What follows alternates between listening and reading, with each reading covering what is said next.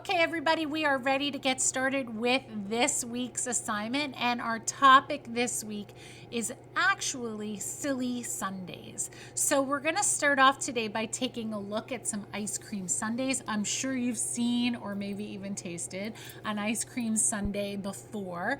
An ice cream sundae is a dessert. It's usually made with one or more scoops of ice cream topped with sauce or maybe chocolate syrup, and in some cases we'd have sprinkles and whipped cream or maybe marshmallows and cherries and bananas and strawberries. So there's a lot of different things that you can put on a sundae, but today we're going to put all strange and unusual things to make a silly sundae, and I'll show you what I mean in a second. First, let's take a look at some artwork inspired by ice cream sundaes. Here's a work of art named Canstruction. This is a giant ice cream sundae made out of cans of food that have been stacked up to create this very cool gigantic sculpture. If we take a look at this one, this is very silly. This is a work of art by muralist Ryan Henry Ward. And if we look at this painting, what is unusual about this painting? Yes, there is a dog licking a giant ice cream cone, but what else is unusual about it? If we take a look at this building, very silly again, what would you think if you drove by this giant ice cream cone? I definitely would want to stop in and get myself some ice cream, most definitely. And let's take a look at these objects, which are actually in a museum all about ice cream. There's a pair of boots with an ice cream sundae on both toes. And then it looks like popsicles that kind of got shoved into the wall and they're melting down the wall. Very, very cool. All right, let's talk about what we are doing today. We're going to look at some drawings of silly sundaes. Now, these are going to be made of things that you would definitely not expect to see in a sundae. So if we look at this drawing, some of the things around it, salt and pepper, never. Olives and cheese, definitely not. And hot sauce, all things I would definitely not want on a sundae, especially the olives, because I am just not an olives fan at all. So those are things I would not want to see in a sundae. If I had to make my most gross, disgusting tasting sundae, that would probably be it. This one, does it look tasty to you? If you like vegetables, maybe you're very, very healthy, this might look very tasty to you. Some of the things look tasty to me, like the corn and the pineapple, but I see those olives, and also I'm not a radish fan either. So there's a few things in there that look tasty, but some that definitely do not. And these sundaes don't even have ice cream in them. One is made out of toys, and the other is made out of food that you would maybe have during dinner time. So I see chicken and tacos and shrimp, and that is just very unusual. All in the very nice bowls, though. The bowls are beautifully drawn. Let's take a look at this sundae. Why is this sundae silly? What do you think? Why is this a silly sundae?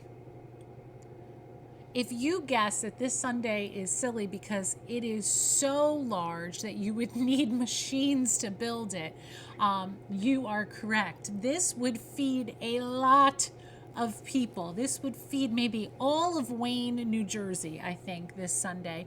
It has so much ice cream in it.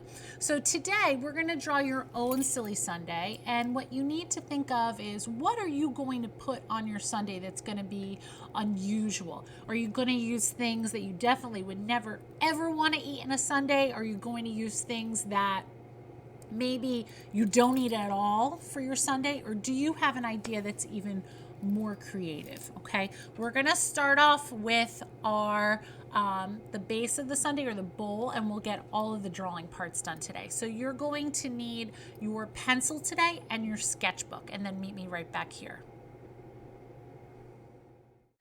Okay, artists, the first thing that we are going to do is draw our bowl to hold our sundae down in the bottom.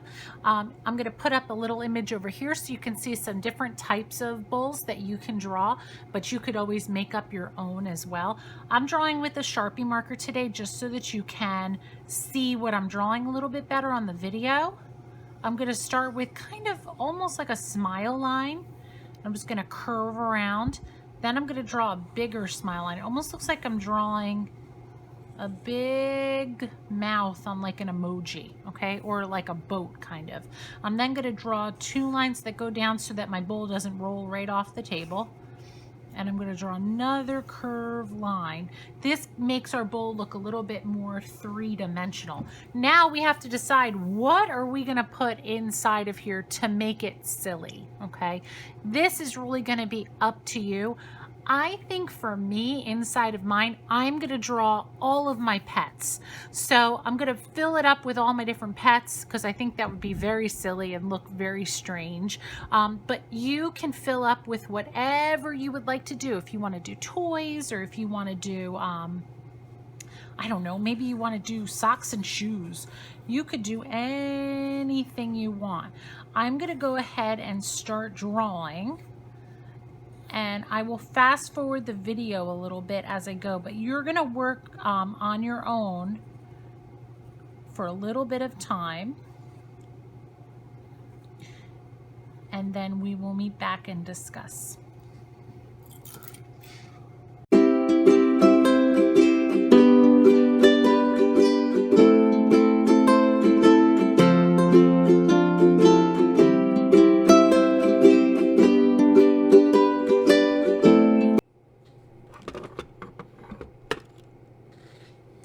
Okay, artists, so here is the first step of my drawing. You may not have gotten as far as I did today, and that's okay because we are working on these again next week. So next week we're going to draw a little bit more, and then we're going to start color. It is important that you wait till next week to add color to this because there's going to be very specific instructions about how we are applying color.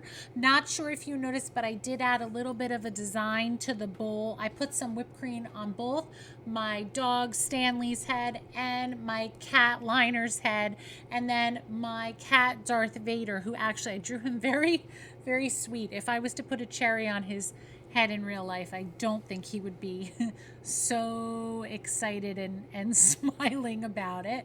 But this is a great start for me, and then next week I'm going to add a little bit more.